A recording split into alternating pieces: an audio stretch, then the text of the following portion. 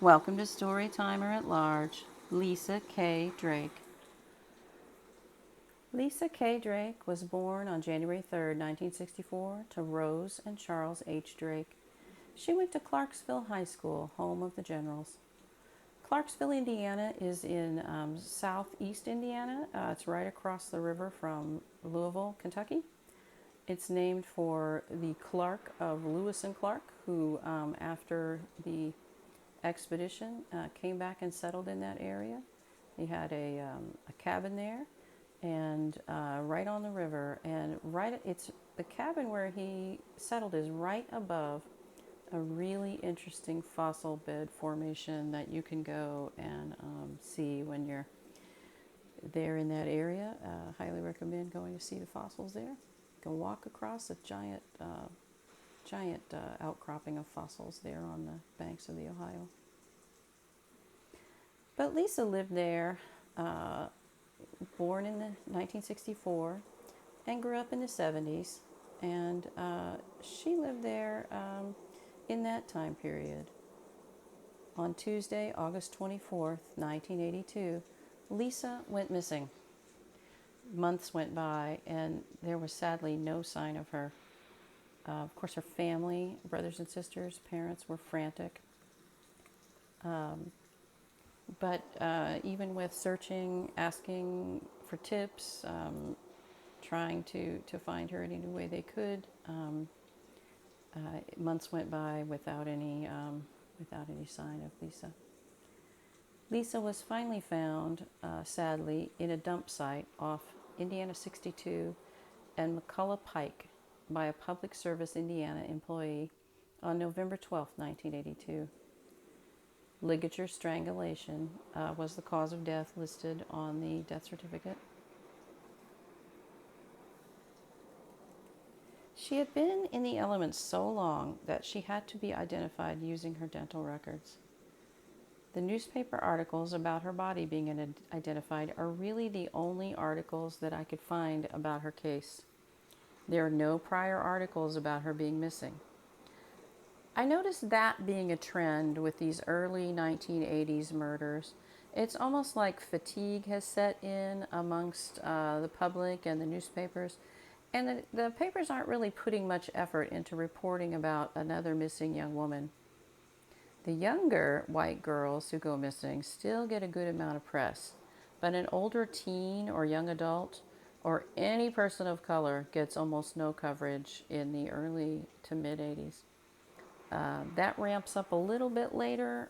It changes a little bit later in the late 80s, early 90s, but still not enough attention is paid in missing persons cases, in my opinion. It's almost as if at that time a woman getting murdered is simply to be expected. The victim blaming has gone from explicit in the early 1970s, where they will talk about any habit of a person who's gone missing, to deride them. Well, she bought cigarettes, or well, she ran with a rough crowd, or she dropped out of high school. They'll say these sorts of things to show that, oh, this is a person who was living a dangerous life, and therefore, what could she expect?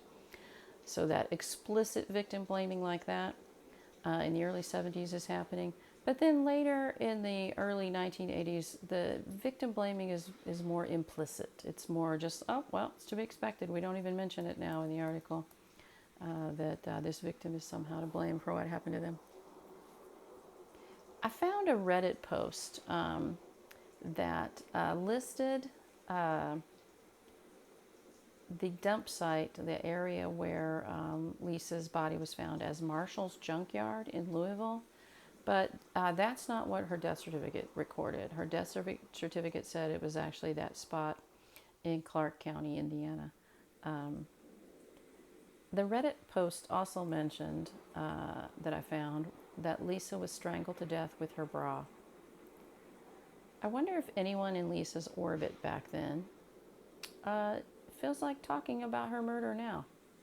Perhaps there's someone who felt loyal and kept a secret, but no longer feels that loyalty toward the killer. This could also be the work of a complete stranger. That's not unusual. at all in the 1980s and 1970s in this area of the world. The Midwest was a place with a lot of serial killers. This may perhaps be the work of Larry Dwayne Hall. I mean, there's a lot of history around that area of Indiana, and he was known to be a history buff and visit a lot of places that had to do with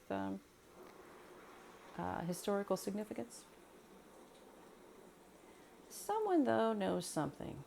Maybe they needed to keep a secret before out of loyalty or fear, but situations change. And also, if any evidence is preserved in Lisa's case, perhaps it could be tested now. Perhaps there is DNA evidence on some of the on whatever was used to strangle her. It doesn't take as much DNA as it used to take now to get a profile of her killer. Lisa was loved very much and is missed. She was just beginning her life as an adult. She deserved a long life. We can't give her that, but perhaps someone can give her justice. Lisa's buried at Big Spring Cemetery near Bloomfield, Kentucky. If you have information that can help solve Lisa's murder, please call the Clark County Sheriff's Office at 812-283-4471. Again, that number is 812-283-4471. Rest in peace, Lisa Drake.